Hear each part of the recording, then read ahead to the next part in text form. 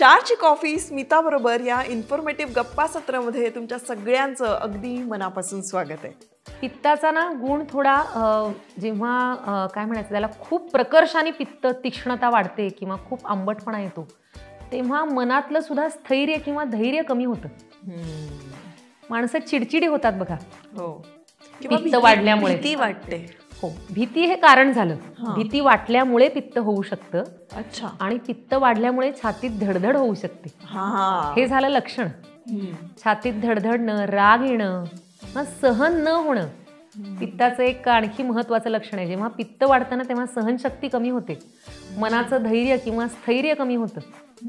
कारण आपण म्हणतो ना की माझ्या डोक्यातच गेला राग, तसं पित्त डोक्यात जातं आणि तुमच्या मानसिक भावांना सुद्धा प्रभावित करतं. ही झाली त्याची लक्षणं. म्हणजे लक्षणं सुद्धा फक्त तुमच्या शरीरावर दिसत नाहीत तर तुमच्या मनावर सुद्धा दिसतात.